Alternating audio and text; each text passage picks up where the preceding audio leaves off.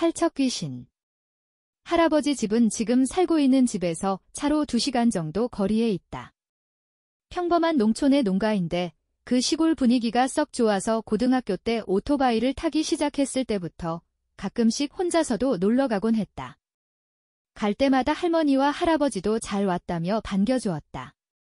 하지만 마지막에 그곳으로 간 것이 고3 올라가기 직전이었으니까 벌써 10수년은 가지 않고 있다. 여기서 알아야 할 것은 가지 않은 것이 아니라 가지 못한 것이다. 고등학교 2학년이 끝나고 온 봄방학 때 약속도 없었던 어느 날. 너무 좋은 날씨에 꼬임받아서 할아버지 집까지 오토바이를 달렸다. 아직 좀 추웠지만 맑은 날씨라서 기분은 매우 상쾌했다. 할아버지 집에 도착해서 바람도 쐴 겸 마루에 누워서 한쪽 팔로 머리를 받치고 누워서 아무 생각 없이 하늘만 바라보고 있었다. 서늘한 바람이 기분 좋게 몸을 타고 흐르고 따스한 햇살은 몸이 식지 않도록 따뜻하게 몸을 감쌌다. 한껏 그 기분 좋은 감각에 잠겨 있을 때 그 풍경과 어울리지 않는 퐁퐁퐁 포 포 포 포 하는 묘한 소리가 들려왔다. 기계음 같은 게 아닌 사람이 입으로 내는 소리 같았다. 그것도 폭인지 복인지 구별이 잘 안 가는 포와 보 사이 정도의 소리. 뭔가 하고 두리번거렸더니 울타리 위로 챙이 넓은 새하얀 여자 모자가 올라와 있는 것을 발견했다. 울타리 위에 모자가 올려져 있는 것은 아니었다. 모자는 그대로 옆으로 움직였고 울타리가 끝나는 곳까지 오자 한 여자가 나타났다. 여자의 몸이 울타리에 가려서 보이지 않았던 것뿐이고 모자는 그 여자가 쓰고 있었던 것이다. 그 여자는 모자 색과 같은 새하얀 원피스를 입고 있었다. 하지만 울타리의 높이는 2미터가 넘는데 그 울타리보다 키가 더 크려면 도대체 키가 몇일까? 별 생각도 않으면서 그냥 멍하니 뒷모습을 바라보니 결국 시야에서 사라졌다. 그리고 여자가 사라지자 포포포퐁 하는 소리도 들리지 않았다. 그때는 원래 키가 큰 여자가 엄청나게 밑창이 두꺼운 부츠나 힐을 신었다거나 키 큰 남자가 여장이라도 했나보다 하고 대수롭지 않게 생각했다. 그날 오후 논에서 돌아온 할머니 할아버지와 이야기하다가 문득 그 일이 생각이 나서 말했다. 아까 엄청 큰 여자 봤는데 남자가 여장이라도 했을까? 라고 해도 아, 그러냐? 라며 별로 관심이 없어 보였다. 울타리보다 키가 더 컸어. 모자를 쓰고 포우포우포우라고 이상한 소리도 내면서 걸어다니던데 라고 한순간 할머니와 할아버지는 말 그대로 그냥 얼어붙었다. 그러더니 할아버지가 몹시 흥분하면서 언제 봤냐, 어디서 봤냐, 울타리보다 키가 얼마나 컸냐며 약간 화난 듯이 질문을 쏟아붓는 것이었다. 할아버지의 그런 모습에 약간 당황하면서도 내가 질문에 대답을 마치고 나니 할아버지는 굳은 얼굴로 깊이 생각하더니 옆방으로 가서 누군가에게 전화를 걸기 시작하였다. 전화로 무슨 이야기를 하는지 들리진 않았지만 내 앞에 앉아있는 할머니는 떨고 있는 것이 분명했다. 할아버지는 전화를 끝내고 방으로 돌아와서 오늘 밤은 자고 가라고, 아니 무슨 일이 있어도 집으로 못 보내게 되었다고 말했다. 나는 무슨 잘못을 해버린 것일까? 라고 필사적으로 생각했지만 무슨 생각도 나질 않았다. 아까 그 여자도 내가 보러 간 것이 아니라 그 여자가 마음대로 나타난 것이었으니까. 그러던 중 할아버지께서는 급히 나갈 준비를 하시더니 누군가를 데리러 간다고만 말하곤 차를 타고 나가버렸다. 할머니에게 조심스럽게 무슨 일이냐며 물어보자 내가 팔척 귀신에게 홀린 것뿐이고 할아버지께서 어떻게든 해주실 것이라고 아무 걱정도 하지 말라고 하였다. 할머니는 할아버지가 돌아올 때까지 그 귀신에 대해 조금씩 이야기를 해주기 시작했다. 이 부근에는 팔척 귀신기 있다고 한다. 팔척 귀신은 덩치가 큰 여자의 모습을 하고 있고 이름 그대로 키가 팔척 약 240cm 정도 되며 포포포포라고 남자 같은 목소리로 이상한 웃음소리를 내고 다닌다. 본 사람에 따라 상복을 입은 젊은 여자이기도 하고 기모노를 입은 노파이기도 하며 작업복을 입은 중년이기도 하는 등 모습은 각자 다르지만 여성이고 비정상적으로 키가 큰데다가 머리에는 무언가를 쓰고 있다는 점과 기분 나쁜 웃음소리는 누구의 말에서도 찾아볼 수 있는 사실이었다. 옛날에 여행자에게 딸려왔다는 소문도 있지만 정확하진 않다. 다른 지역까지 못 가도록 동서남북 사방에 지장을 세워서 봉인되어 있기 때문에 다른 곳으로 가지는 못한다고 한다. 팔척 귀신에게 홀린 거의 모든 사람들이 그래왔듯이 팔척 귀신에게 홀리면 수일 만에 죽는다고 한다. 그리고 나중에 들은 이야기이지만 왜 하필 이 마을에다 봉인시켰냐 하면 아주 옛날에 주변의 마을들과 어떤 거래 비슷한 게 오갔던 것이라고 한다. 예를 들면 저수지를 우선적으로 쓴다던가. 팔척 귀신의 피해는 수년에서 십수년에 한 번쯤 있을까 말까 하는 일이기 때문에 옛날 사람들이 그 거래만 할 수 있으면 된다고 생각하고 이 마을에 봉인해 버렸다고 한다. 나는 갑자기 이런 이야기를 들어도 전혀 현실감이 없었다. 할아버지가 한 노파와 함께 돌아왔다. 그 노파는 나를 보더니 대뜸 가지고 있으라며 부적을 하나 쥐어주었다. 그리고는 할아버지와 함께 2층에 원래 비어 있었던 방으로 올라가더니 무언가를 하기 시작했다. 할머니도 그때부터 계속 나와 함께 있었는데 화장실에 갈 때조차도 따라와서 문을 열어두게 했다. 이렇게 되자 속으로 진짜 큰일이 일어나고 있구나 하는 생각이 들더니 겁이 났다. 한참 후 2층으로 불려서 할아버지와 노파가 있는 들어갔다. 모든 창문이 신문지로 덮여 있고 그 위에 부적이 붙어 있는 데다가 방의 네 구석에는 접시에 소금이 쌓아 올려져 있었다. 게다가 나무로 된 상자 같은 게 있었는데 그 위에 조그만 불상이 놓여 있었다.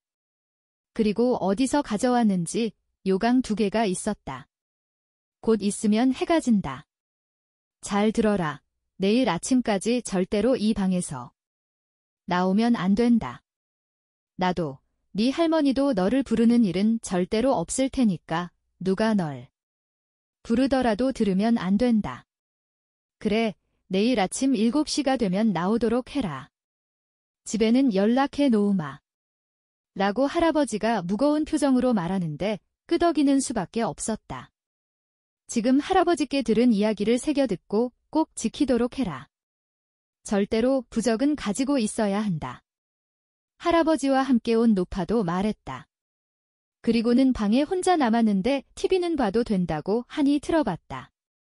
보고 있어도 머리에 하나도 들어오지 않았다. 할머니가 만들어준 주먹밥과 과자도 먹고 싶은 생각이 전혀 없었다. 그냥 이불 속에 들어가서 부들부들 떨고만 있었다. 그 상태로 어느새 잠이 들어버렸던 모양인데 깨서 보니 TV에선 심야에 하는 통신 판매 선전이 흐르고 있었고 시계를 보자 새벽 1시가 조금 넘은 시각이었다. 이상한 시간에 깨버린 것 같아서 찝찝해하고 있는데 톡톡 창문을 톡톡 치는 소리가 들렸다. 돌멩이를 던지거나 해서 나는 소리가 아니라 그냥 손으로 가볍게 때리는 것 같은 소리. 바람 때문인지 누군가가 창문을 때리고 있는지는 몰랐지만 필사적으로 바람 때문이라고만 생각했다. 진정하려고 물을 한 모금 마셨지만 잘 넘어가지도 않고 너무 무서워서 TV 소리를 크게 켜서 죽을 힘을 다해서 TV만 보고 있었다. 그때 문 밖에서 할아버지의 목소리가 들려왔다. 너무 무서우면 그만해라.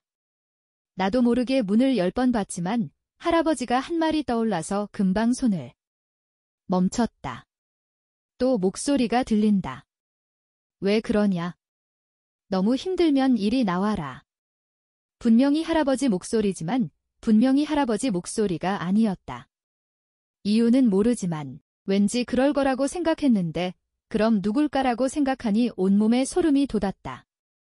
방구석에 둔 소금 접시를 보니 쌓아둔 소금의 위쪽이 까맣게 변해 있었다. 부적을 쥐고 웅크려서 덜덜 떨고만 있는데 폭, 포, 포, 포, 포, 포, 포, 포 낮에 들은 그 목소리가 들리더니 갑자기 창문이 미친 듯이 흔들렸다. 다른 생각을 할 수도 없고 낮에 본 그것이 웃는 얼굴로 창문 밑에 서서 손을 뻗어서 창문을 흔들고 있는 광경이 머릿속에 떠올라서 미칠 것만 같았다. 나는 나무 상자 위에 놓여진 불상 앞에 엎드려 서 있는 힘을 다해 빌었다. 살려달라고. 정말 길고도 긴 밤이었지만 아침은 와 있었다. 눈을 뜨자 켜놓았던 TV에서는 아침 뉴스를 하고 있었다. 화면 구석에 표시되는 시간은 7시 13분. 창문을 두드리는 소리도 그 목소리도 들리지 않았다. 나는 어느샌가 기절했었던 것 같다. 방구석에 놓아둔 소금은 전체가 새카맣게 변해 있었다. 혹시 몰라서 내 시계를 봐도 같은 시간이었기 때문에 조심스럽게 방문을 열자 그곳에는 할머니와 노파가 기다리고 있었다. 다행이다. 다행이다며 울고 있었다. 1층으로 내려가자 아버지도 와 있었다.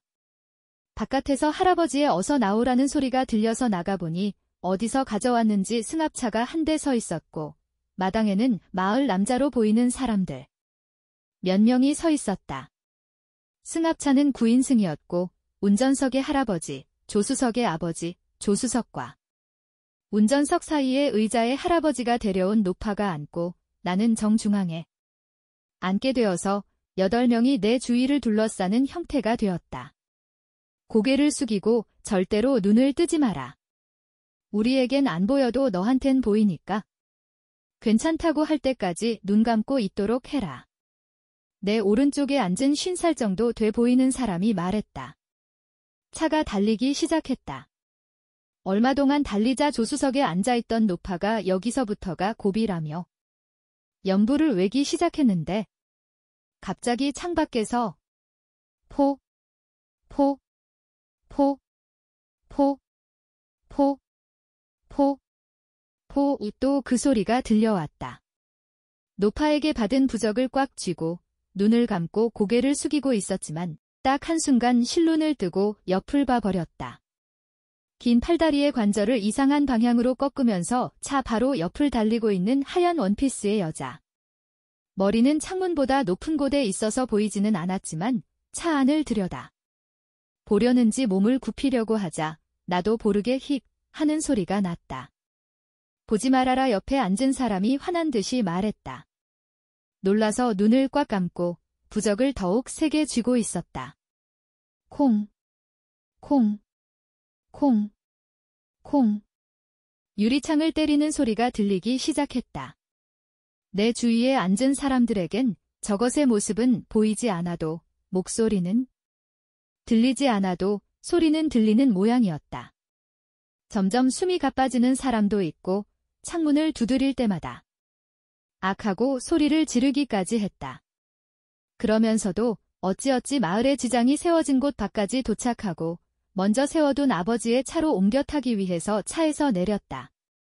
할아버지는 따라와준 남자들에게 고개 숙이며 인사를 하고 있었고 부적을 쥔 손을 펴려고 해도 손가락이 굳은 것처럼 잘 펴지질 않았다. 구겨진 부적은 새카맣게 타들어 간 것처럼 변해 있었다. 노파와 할아버지는 이 마을만 빠져나가면 팔척 귀신은 절대로 쫓아오지 못하니 괜찮을 것이라고 말했다. 노파는 그래도 혹시 모르니 가지고 있으라며 부적을 써주었고 나와 아버지는 그 길로 집으로 돌아왔다. 아무것도 바뀐 것이 없는 일상으로 돌아와 적응을 하고 그 후로 10수년간 가위 한번 눌리지 않고 살았다. 할아버지도 할머니도 노파도 돌아가시고 지금에 와서야 이 글을 쓰는 이유는 단 하나, 들은 이야기에 의하면 엊그저께 외지사람이 음주운전으로 그 마을 근처에서 사고가 났는데 차가 지장에 부딪혀서 지장이 하나 깨져버렸다고 한다.